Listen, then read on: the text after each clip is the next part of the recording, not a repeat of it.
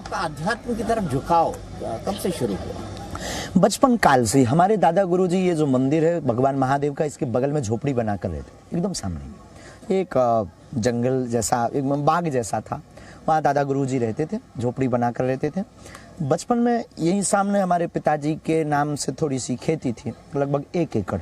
पिताजी यहाँ पर रोज आते थे, लगभग 6-7 वर्ष की अवस्था से। तो हमारे घर की एक परंपरा ये रही कि हमारे यहाँ एक ना कोई वंश में यहाँ सेवा करता है, पुजारी के रूप में। तो दादाजी थे, दादाजी सेवा करते थे। तो हम बचपन काल में उस वक्त दादाजी के पास साधना, तपस्या हमसे ज़्यादा, उन पर बागेश्वर बालाजी की कृपा। और गुरु तो गुरु होता है, लघु तो लघु होता है। तो हम रोज आते थे। दादा गुरुजी की जो एक्टिविटीज़, उनकी जो क्रियाकलाप और उनका जो हनुमान जी के प्रति समर्पण, उनकी जो सौम्यता, लंबी दाढ़ी और वो विनोद में हंसना, ठहाका लगाना और चाय पीना और उनका जो बैठना। और उस जमाने में लाल बत्ती एक बहुत बड़ा विषय होता था कि कोई लाल बत्ती गांव में, छोटे से गांव में आए, वो बहुत बड़ा बात होती थी। और गांव के लोगों ने तो कभी देखी नहीं। उस जमाने में लाल बत्तियाँ आया करती थी। बड़े बड़े IAS ऑफिसर दादा गुरुजी के पास में आते थे आध्यात्मिक सुख पाने के लिए, कथा प्रसंग सुनने और निजी जीवन से संबंधित मार्गदर्शन जो गुरु की भूमिका होती, वो गुरु भूमिका निभाते थे। वो उन सब चीज़ों से हमारा आकर्षण दादा गुरुजी के प्रति बढ़ा। उस समय परिस्थितियां हमारी विचित्र थीं, बहुत दीनहीन परिस्थिति थी। पिताजी उतना कुछ करते नहीं थे, कर्मकांड से उतना भरण पोषण। फिर कुछ दिनों बाद पिताजी ने कर्मकांड भी विराम कर दिया। अब और परिवार में उठापटक हो गई। उठापटक का मतलब भोजन की व्यवस्था भी ठीक नहीं। तो इसी गांव में हम भिक्षा कर लेते थे, ब्राह्मण होने के नाते। भिक्षा में जो मिलता था उससे परिवार का भरण पोषण होता था और परिवार हमारा चलता था। तो बहुत मन में दुख बना रहता था। लोग कहते थे कि आपके दादाजी तो बहुत सिद्ध हैं, वो कुछ भी बता देते हैं। ऐसे गांव के लोगों में मान्यता थी।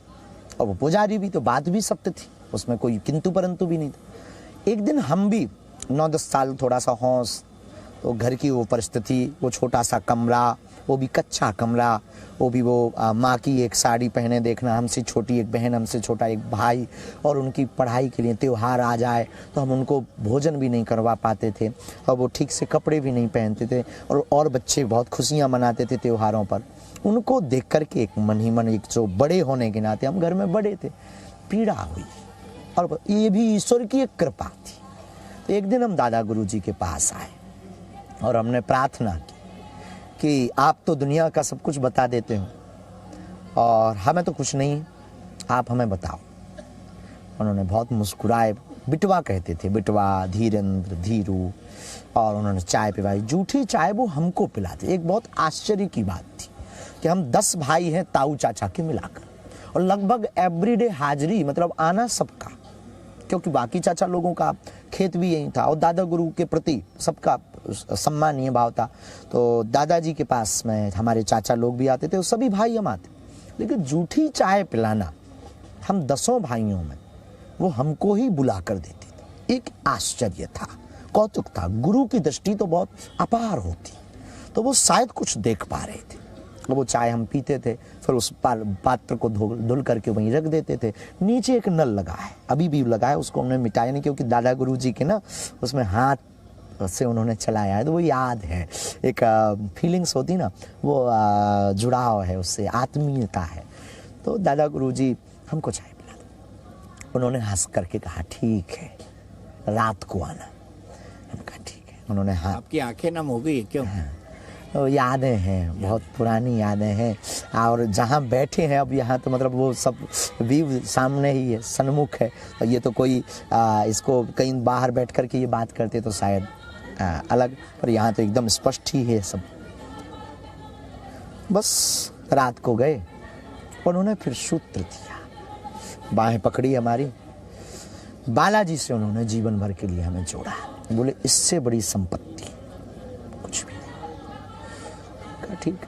और एक लीला दिखाई। लीला मतलब एक बहुत तेज सा प्रकाश सा हुआ, जो आज तक टीवी पे बताने का विषय नहीं, साधक का अनुभव का विषय होता है। हम चले आए, लेकिन हम आपकी तरह ही थे, जो आप लोगों को कई बार होता है। हमें भी लगा कि बस उन्होंने चमत्कार दिखा दिया, बताया नहीं कि हमारी गरीबी कैसे हटेगी। संपत्ति नहीं बताई कि गड़ा हुआ धन बता दें, हीरा बता दें, हमारे पन्ना में हीरा बहुत पाए जाते हैं, ठीक है, पर उस वक्त होश नहीं था कि गुरु ने क्या संपत्ति दे दी जो कभी खर्च नहीं होनी।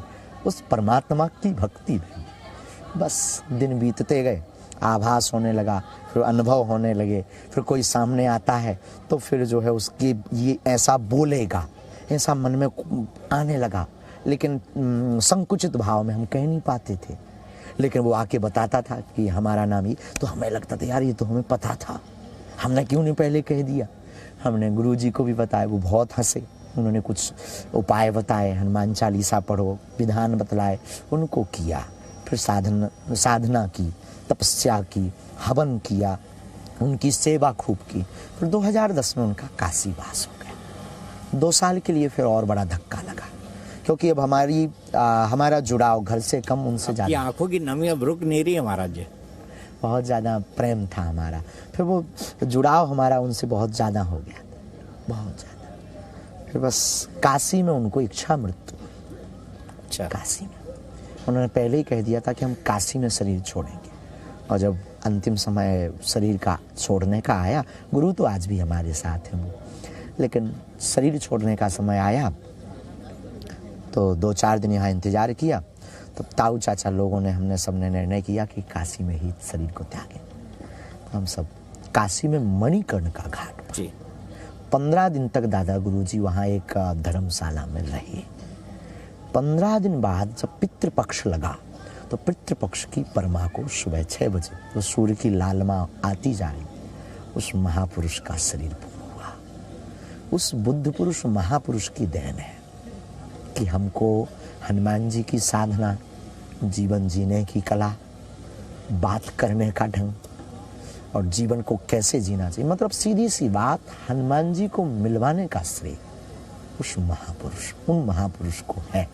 और वो किस्मत से हमारे दादा गुरु जी, तो तब से फिर आज भी वो याद और आभास हमें रहता, वो है, यही है, और उनके कारण हम हैं। तो कहते हैं जिसका गुरु महापुरुष होता है, उनका चेला फिर बुद्धू नहीं, बुद्ध होता है। तो हम तो साधारण नालायक हैं, लेकिन गुरु कृपा का प्रताप है कि आज आपसे हम बात कर पा रहे और भगवान की कथा को गा रहे, और कोई आता है तो उसको जीवन में मार्गदर्शन दे देते। हम कोई चमत्कारी या कोई ऐसा कुछ भी नहीं, सिर्फ कृपा, वो भी जो हमारे वेदों में वर्णन है, सिर्फ वो है। Z News.